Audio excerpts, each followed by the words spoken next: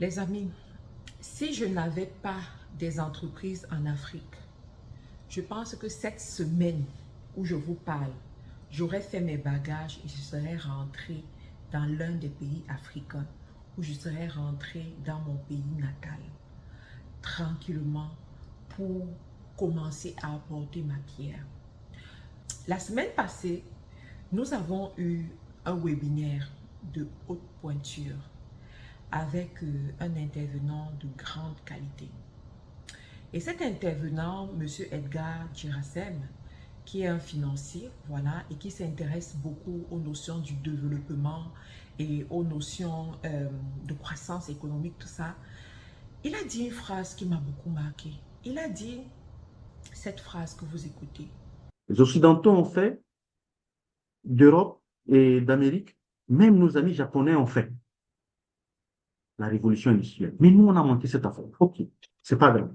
On a un écart, on va mettre le benchmarking. La Chine a entamé le premier état de benchmarking, copier brut.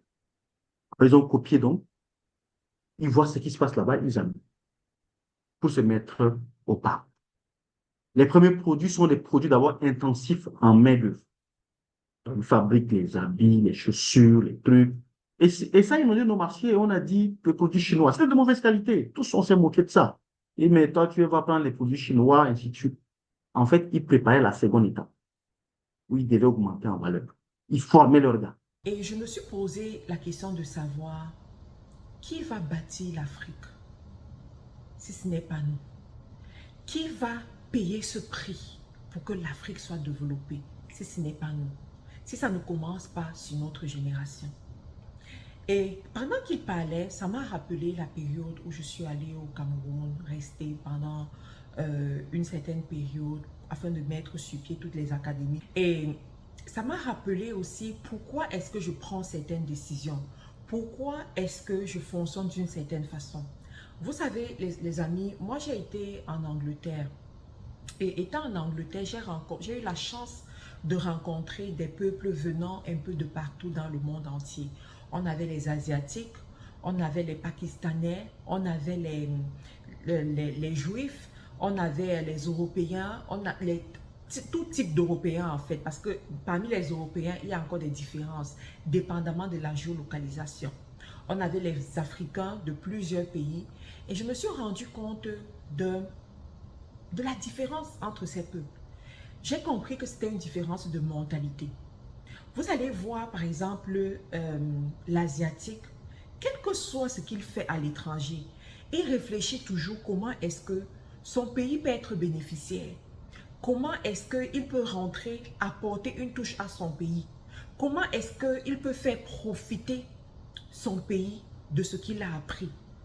Et moi, ça m'a beaucoup inspiré, ça m'a beaucoup marqué et je voudrais partager ceci avec vous parce que je sais que sur cette chaîne, il y a beaucoup d'intellectuels, il y a beaucoup de fils et de filles de l'Afrique qui aimeraient développer l'Afrique, qui aimeraient contribuer à développer l'Afrique. Et je voudrais que, vous savez, les amis, qu'à un moment donné, on se pose les bonnes questions, qu'on se demande jusqu'à quand est-ce que les choses vont continuer à tourner comme elles sont en train de tourner. En ce moment, au Cameroun, on parle de l'inscription aux listes électorales. Je chute un peu sur ça pour que vous compreniez certaines choses. On parle de l'inscription aux listes électorales et il y a beaucoup de gens qui choisissent de ne pas s'inscrire. Mais après, vont se plaindre. Après, vont dire du n'importe quoi. Et je dis toujours qu'en fin de compte, utilisons les moyens que nous avons pour marquer l'histoire. Utilisons les moyens que nous avons pour développer la société. Utilisons les moyens que nous avons pour faire avancer nos territoires, nos pays d'origine. Allez vous inscrire aux listes électorales et faites compter votre voix. Le simple fait de vous inscrire, ça compte énormément. Et ça vous permet de comprendre comment le politique se passe. Parce que qui sait, peut-être demain vous aussi, vous serez candidat aux élections quelque part. Peut-être que vous aussi, demain, vous allez avoir ce leadership débordant qui a envie d'apporter sa pierre dans la politique dans son pays.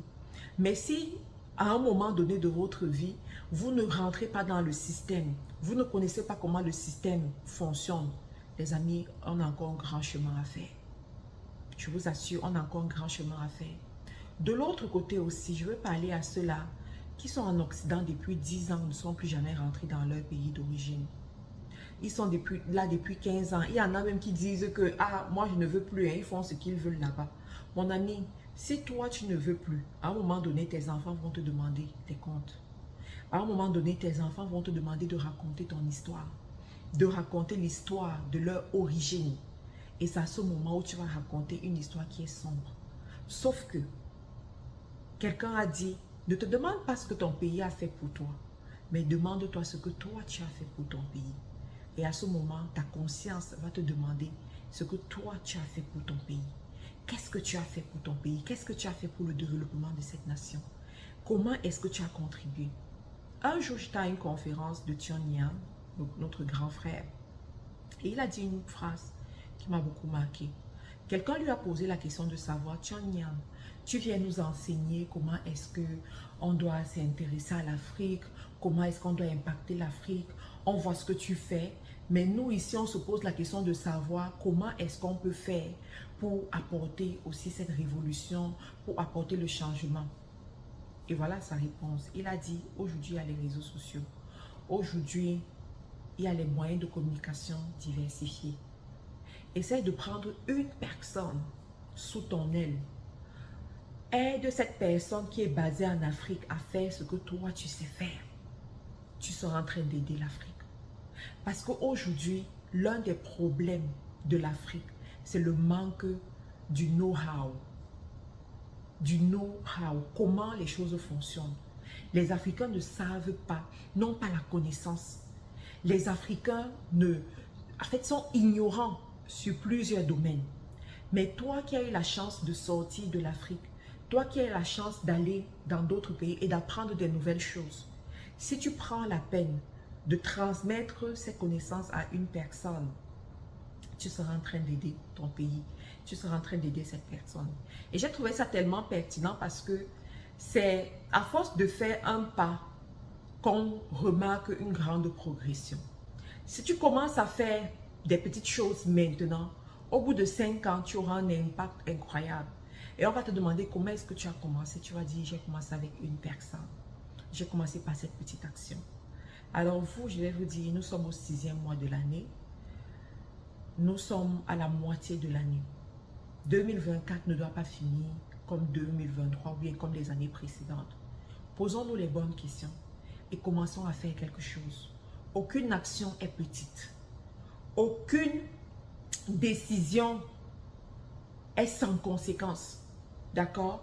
Donc, prenons les bonnes décisions et regardons comment est-ce que ces décisions-là transforment nos nations respectives. Je vous remercie d'être abonné sur cette chaîne. Donc, je remercie toutes les nouvelles personnes d'être ici. Le 6 juillet, je serai à Montréal avec un groupe de personnes. Nous allons faire une conférence sur comment briser le plafond de verre. Pourquoi j'ai voulu cette conférence? C'est vrai, il y a la dédicace de mon livre, mais à côté de ça, j'ai voulu réunir tous ceux-là qui veulent utiliser l'entrepreneuriat pour briser le plafond de verre. Tous ceux-là qui veulent utiliser l'entrepreneuriat pour faire des grandes choses. Tous ceux-là qui veulent utiliser l'entrepreneuriat pour s'imposer. Parce que qu'on ne se trompe pas les amis, lorsque les afro-descendants auront le pouvoir économique, auront la possibilité de s'imposer financièrement parlant, le discours va changer. Les choses vont changer. Et on n'a pas besoin d'une seule personne comme Dangote. On a besoin des Dangote fois 1000. On a besoin des Dangote fois 1 million. Et c'est possible. Parce qu'il y a un autre esprit qui fait comprendre aux gens que non, tout le monde ne peut pas être entrepreneur, tout le monde ne peut pas être milliardaire, tout le monde ne peut pas, mon ami. En Afrique aujourd'hui, on a besoin que le maximum soit des entrepreneurs. En Afrique aujourd'hui, on a besoin que le maximum soit des milliardaires. C'est la situation de l'Afrique aujourd'hui. Ok? Donc les amis, on va s'arrêter là. Je vous attends à Montréal le 6 juillet. Portez-vous bien et à très bientôt. Vous êtes tous invités à la conférence business qui aura lieu le 6 juillet 2024 du côté de Montréal. Cette conférence portera sur un thème particulier, briser le plafond de verre. Nous aurons des conférenciers de qualité qui ont fait leur preuve au niveau de l'entrepreneuriat, l'investissement, le leadership. Nous aurons aussi des panélistes qui ont des expériences extraordinaires à partager avec notre public. Nous vous invitons à prendre vos tickets dès maintenant. Nous avons 3 tickets disponibles, 2 tickets ordinaires et 1 ticket VIP.